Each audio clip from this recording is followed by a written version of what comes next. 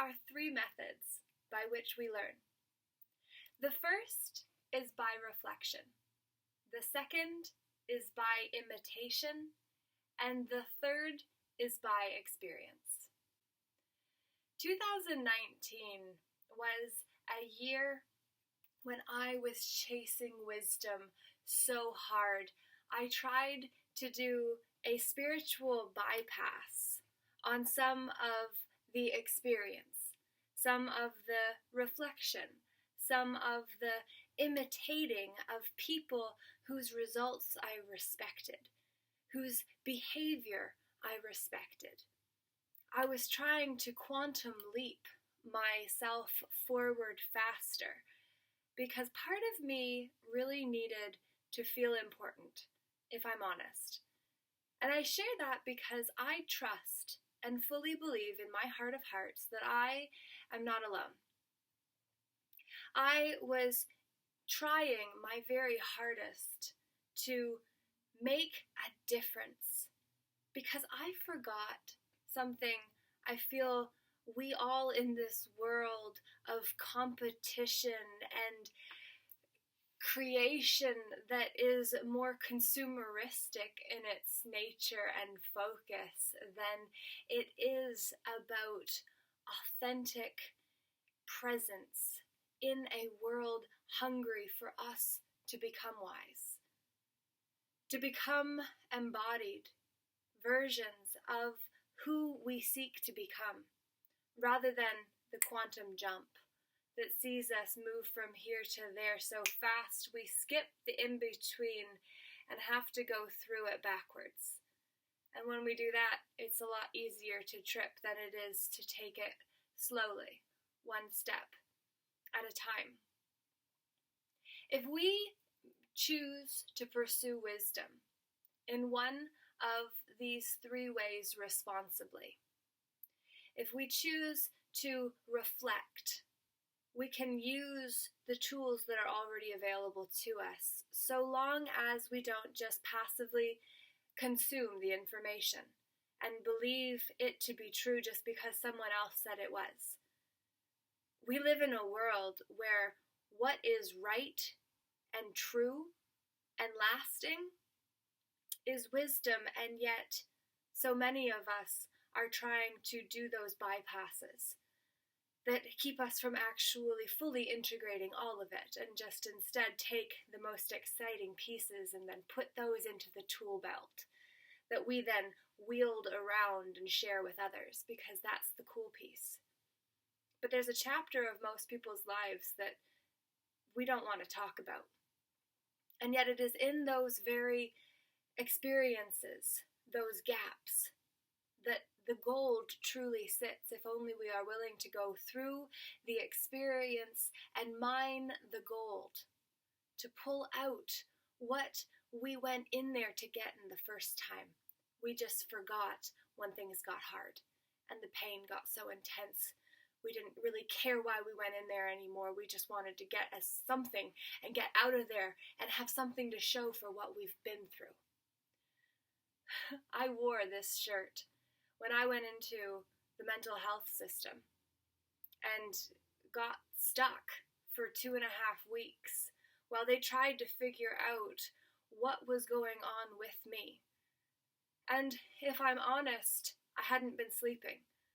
I had about 10 hours of sleep in a week leading up to when then the story of the fight between the fearful and the faithful got so big that it became too much for me, and I thought I needed protection from an embassy in order to save me from the elite, because there were a lot of things that were weird. When I was in the hospital and went on to the hospital's internet system, that suddenly contacts were removed from my phone, and friends that were very supportive no longer can be found on Facebook.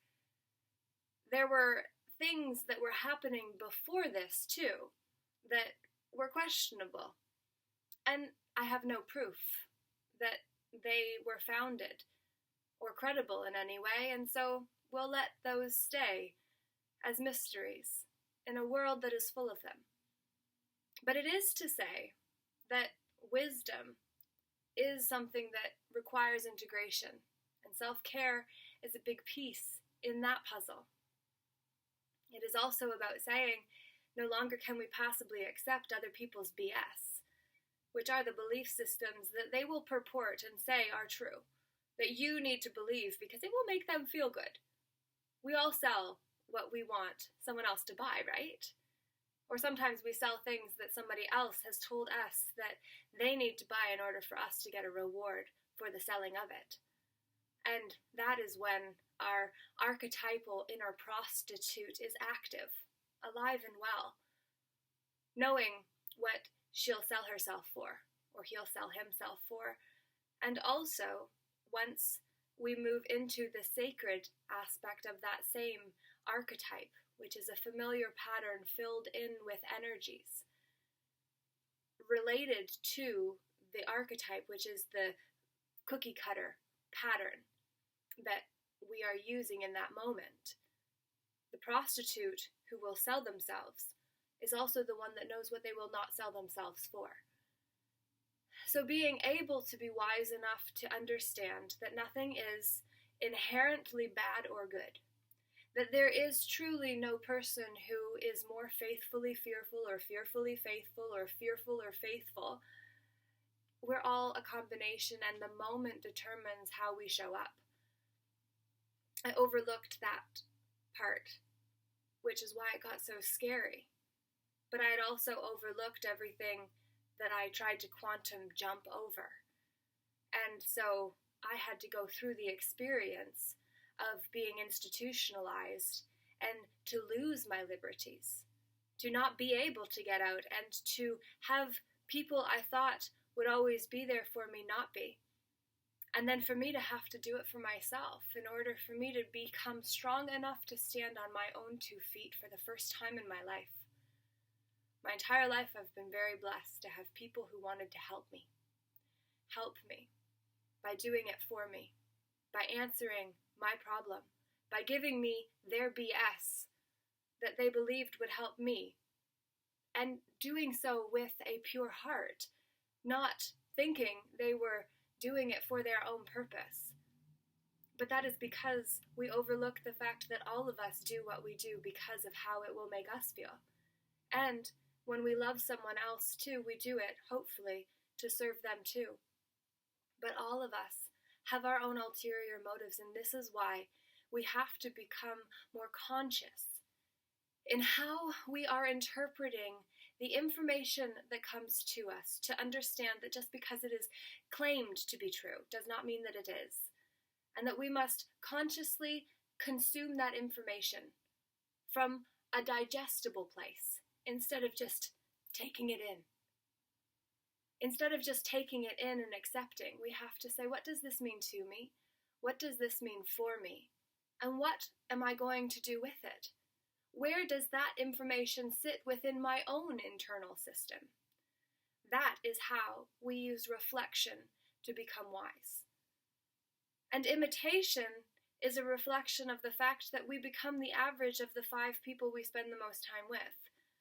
And if those people don't have results that you want, then stop spending time with those people and find ones that have the results that you want.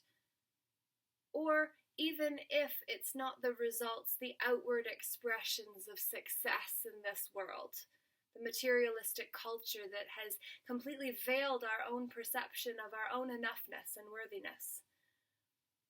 Instead of looking to people whose results, in terms of materialism, are what we want.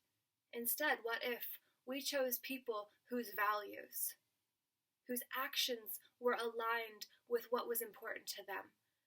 And what if we connected with people based on what was important to us and them, and together we became stronger because then our BS was supportive of each other rather than theirs needing to be right at the expense of what could be ours? Imitation is not just about what is showing up in the world, but it is about who we are showing up as to create those results on the outside.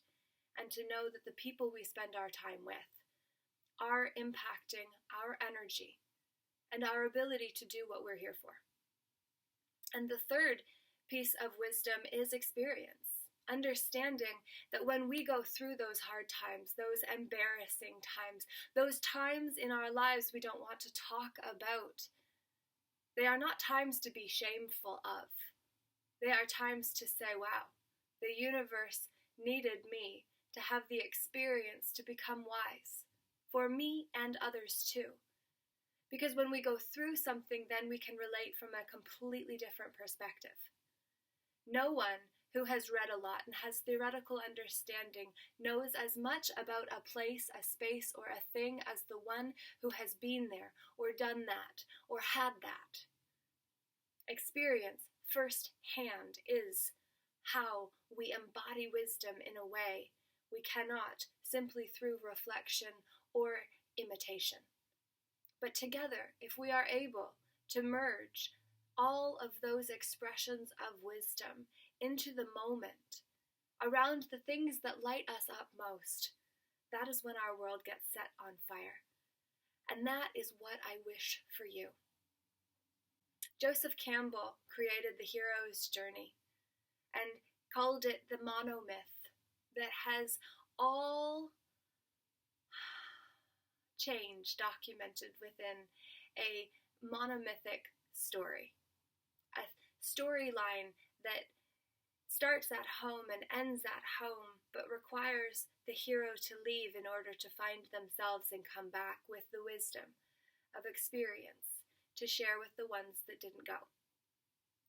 This is what we are all doing. And I refer to that as the sacred sojourn of the soul, which is one of the most powerful stories to understand, because if we understand the basic framework all stories follow, then we'll be able to maneuver the transition and the transformation and the discomfort that comes with both when we are changing who we see ourselves to be in this world to become who we're meant to be. All of us being lights incarnated into physical form, vessels used to transport our light throughout this world so that we can be the change we seek. Start on the inside. Realize the outside is a reflection of that there is no true quantum bypassing or jumping, that we will have to close the gap sooner or later, and if we jump over it, backtracking is less fun. So making responsible choices in who we connect with, in the experiences we choose, and the experiences that we have lived. And then to be graceful and gentle with ourselves as we understand how all of it has brought us to this present moment as who we are. Perfectly imperfect, human beings, having a human experience, thinking we are just humans, forgetting that we are the light I am. I hope this serves you. I would love to hear what you have to say. Comment below, share with a friend, and be sure to subscribe to my channel so you get more of these insights as I put them up. Thanks so much. Have a good one. Laura J. Namaste. The light in me honors the light in you.